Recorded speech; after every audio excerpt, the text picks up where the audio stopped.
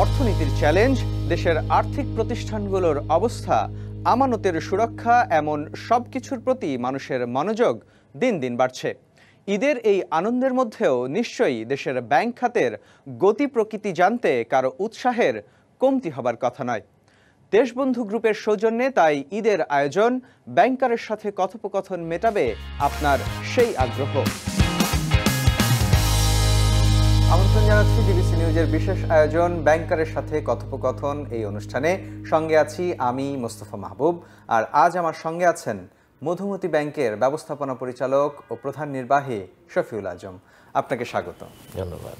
প্রথমেই যে বিষয়টা জানতে চাই যে ব্যাংকিং খাতে 61টা ব্যাংকের মধ্যে আসলে আপনার ব্যাংকের অবস্থানটা কোথায়? আমাদের এখন বর্তমানে আমানতের পরিমাণ 8,000 কোটি টাকা, আমাদের ঋণের পরিমাণ 6,200 কোটি টাকা, আমাদের আমদানি এবং রপ্তানি ব্যবসাও আমাদের ব্যাংকের সাইজ অনুযায়ী বেশ ভালো পরিমাণের আমদানি রপ্তানি ব্যবসা এখানে হয়ে থাকে। রেমিটেন্স ব্যবসাও আমাদের ভালো পরিমাণে হয়ে থাকে।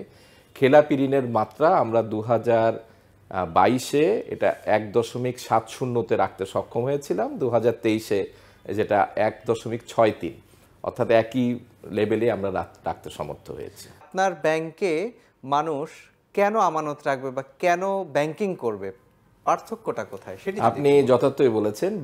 ব্যাংক ব্যবসার মূল ভিত্তিটাই হচ্ছে আস্থা, গ্রাহকের আস্থা।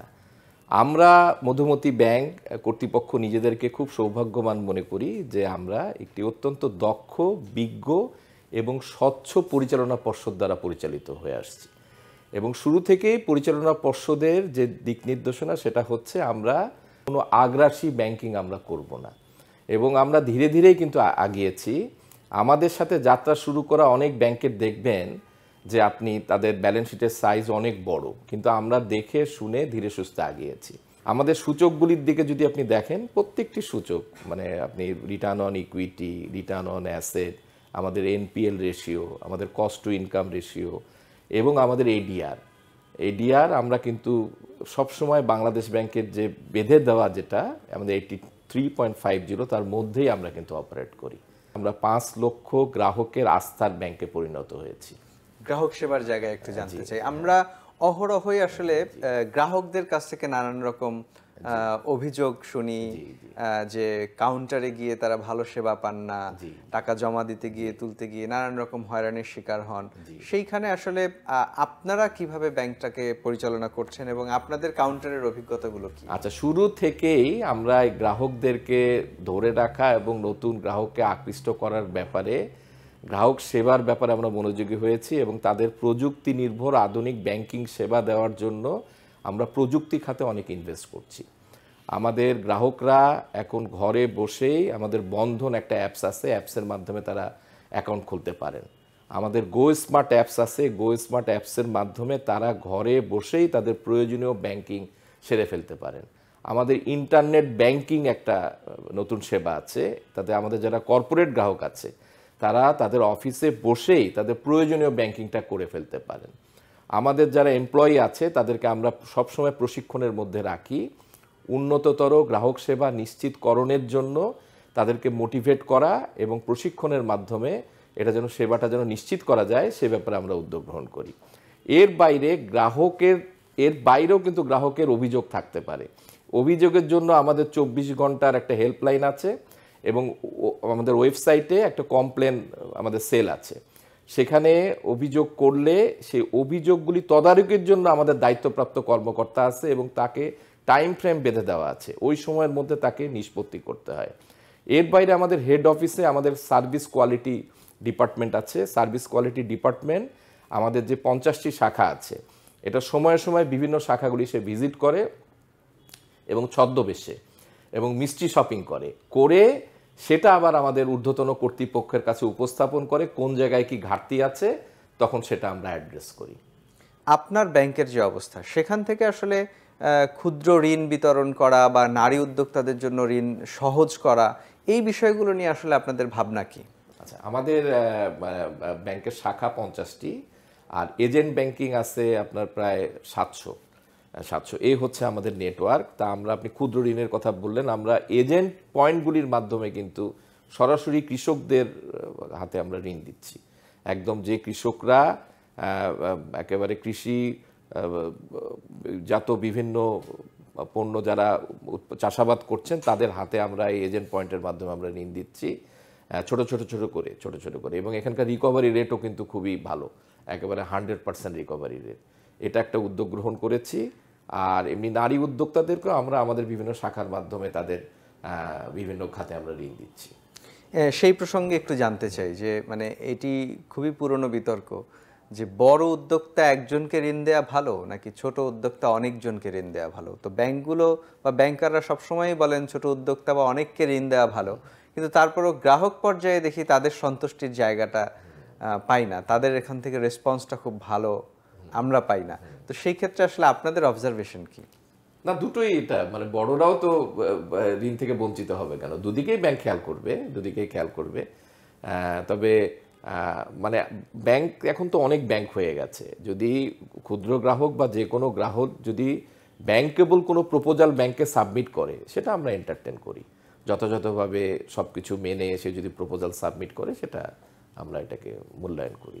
সাধারণত আমরা যেটা বুঝি যে ব্যাংকিং ব্যবসা হয় হচ্ছে ঋণ দিয়ে গ্রাহকের কাছে ঋণের সুদ বাবদ যে আয়টা হয় সেটাই তো ব্যাংকের প্রকৃত আয়, কিন্তু ইদানিংয়ে আমরা দেখি ব্যাংকগুলো তাদের পরিচালন মুনাফাকেই খুব বড় করে দেখায়। এই বিষয়টিকে আপনি কি? এটা আপনি যথার্থ বলেছেন, এটা যথাযথ না, আমিও এটা মানে একেবারেই পক্ষপাতী না। পরিচালন মুনাফাটাকে ওইভাবে হাইলাইট করার কোনো কারণ নাই, এবং আমাদের ব্যাংকারদের যে অ্যাসোসিয়েশন আছে সেই অ্যাসোসিয়েশনের মধ্যেও কিন্তু এটা আমাদের মধ্যে আমরা সব মানে একমত হয়েছি যে এই পরিচালন মুনাফাটা আমরা প্রেসে দিব না।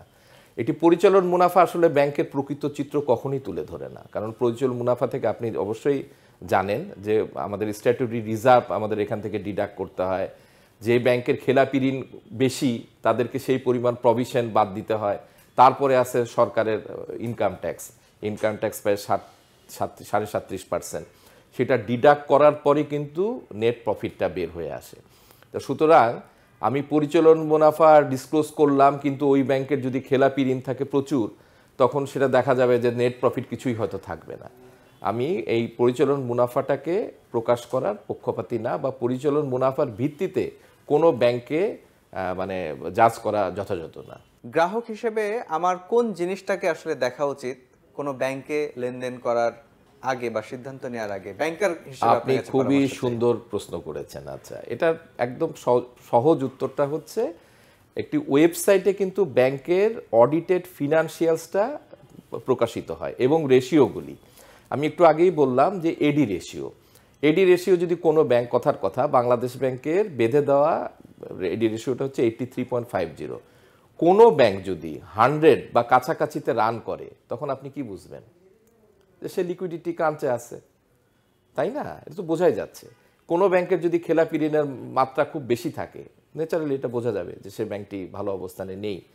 এভাবে ব্যাংকের যে কিছু স্ট্যান্ডার্ড সূচক আছে সেই সূচকগুলি দেখেই কিন্তু গ্রাহক বুঝতে পারবেন।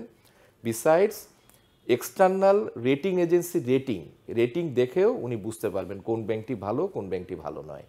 বাংলাদেশ ব্যাংকের যে রেটিংটা আছে সেটা বাংলাদেশ ব্যাংকের নিজস্ব বিবেচনার জন্য তারা করে, ওটা তো ডিসক্লোজ করা নিষেধ।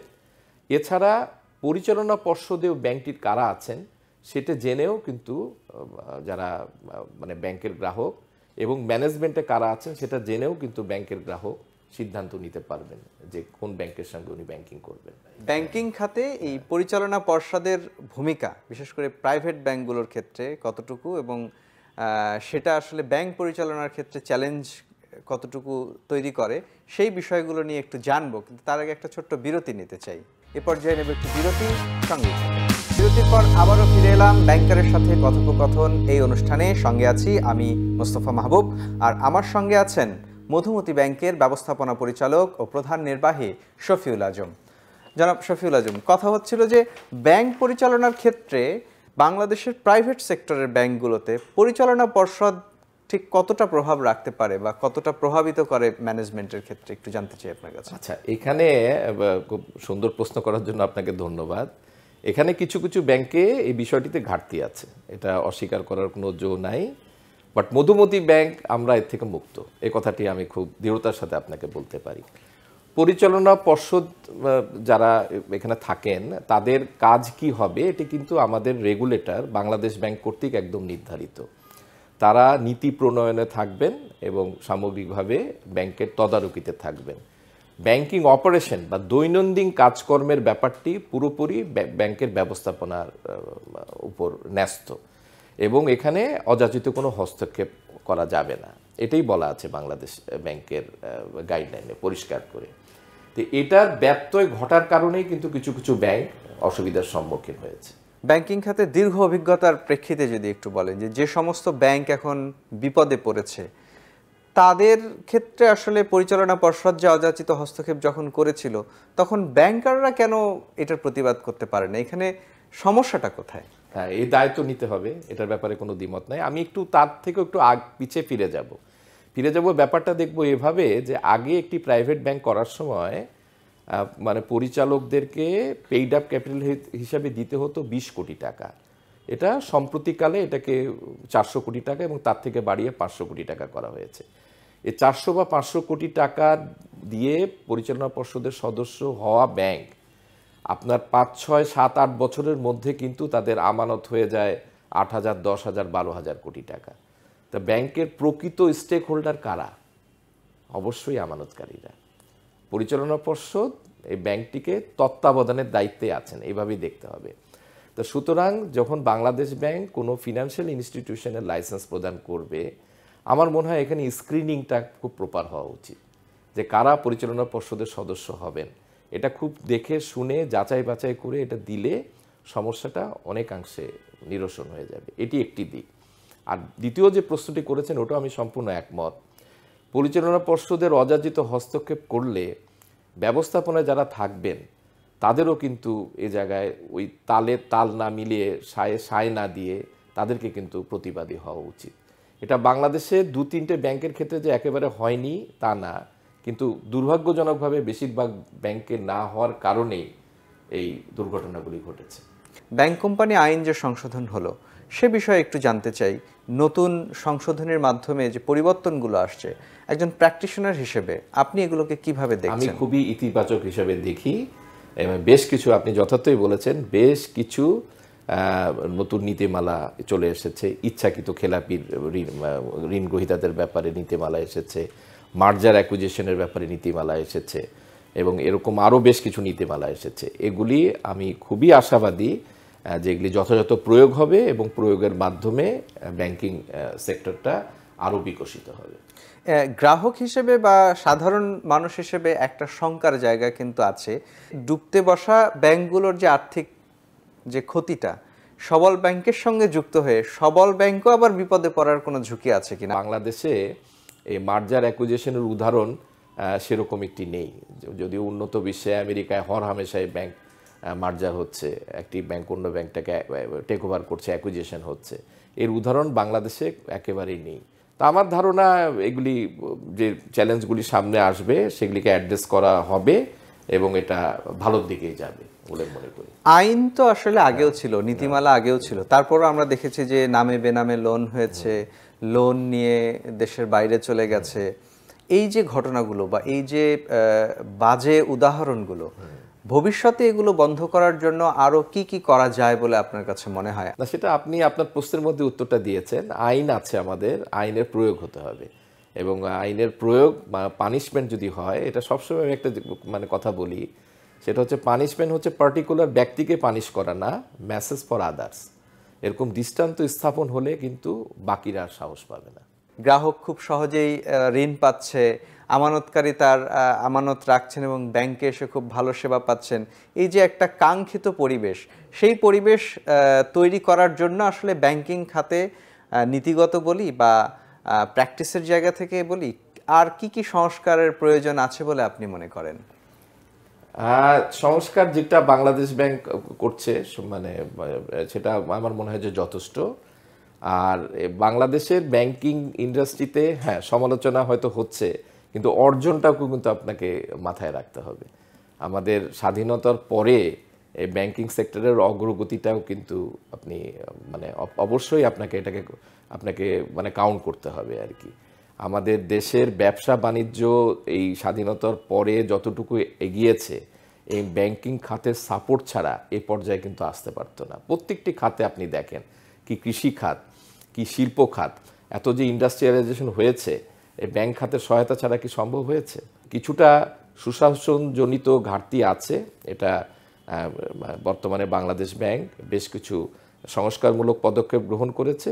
এগুলি কার্যকর হলে যেটুকু সমস্যা আছে আমার মনে হয় এটা সমাধান হয়ে যাবে এবং ব্যাংকিং সেক্টর আবার এটা মানে পূর্ণ মাত্রায় আগের রূপে ফিরে আসবে। জনাব শফিউল আজম, শেষ করার আগে শেষ যে বিষয়টি জানতে চাই, আপনি বললেন উত্থান ছিল, পতন ছিল, সব মিলিয়ে আজকের অর্জন। আগামী দিনে আমরা একটা নতুন অর্থনীতির দিকে যেতে চাচ্ছি, বাংলাদেশ এগিয়ে যাচ্ছে, উন্নয়নশীল দেশের স্বীকৃতি হয়তো মিলবে, তখন ব্যাংকিং খাতের চ্যালেঞ্জও বাড়বে। এখন এই মুহূর্তের সংকটগুলো সমাধানের জন্য যে উদ্যোগগুলো নেওয়া হচ্ছে সরকারের পক্ষ থেকে বা কেন্দ্রীয় ব্যাংকের পক্ষ থেকে, আপনি কি মনে করেন আগামী দিনের যে উন্নয়নশীল বাংলাদেশের চ্যালেঞ্জ মোকাবেলার জন্য আমরা যে ধরনের শক্তিশালী ব্যাংক খাত চাই, সেটি আসলে অর্জন করা সম্ভব হবে? বা সেটি অর্জন করার জন্য নীতিমালা বাস্তবায়নের ক্ষেত্রে আরও কি কৌশল নেওয়া যেতে পারে, সেই সম্ভাবনার কথা জেনে শেষ করতে চাই। আমি পূর্ণ আশাবাদী। আমি যে সংস্কারগুলি নেওয়া হয়েছে সেই সংস্কারগুলি বাস্তবায়িত হলে আগামী দিনের চ্যালেঞ্জ মোকাবেলায় বাংলাদেশের ব্যাংকিং খাত একদম পুরোপুরিভাবে সক্ষম, এটা মনে করি। জনাব শফিউল আজম, আমাদেরকে সময় দেওয়ার জন্য আপনাকে অসংখ্য ধন্যবাদ। আপনাকেও ধন্যবাদ এবং ডিবিসি আর সমস্ত দর্শকদেরকে আমার শুভেচ্ছা এবং ধন্যবাদ। দেশবন্ধু গ্রুপের সৌজন্যে ডিবিসি নিউজের ঈদ আয়োজন ব্যাংকারের সাথে কথোপকথনে এতক্ষণ সঙ্গে থাকার জন্য সবাইকে ধন্যবাদ।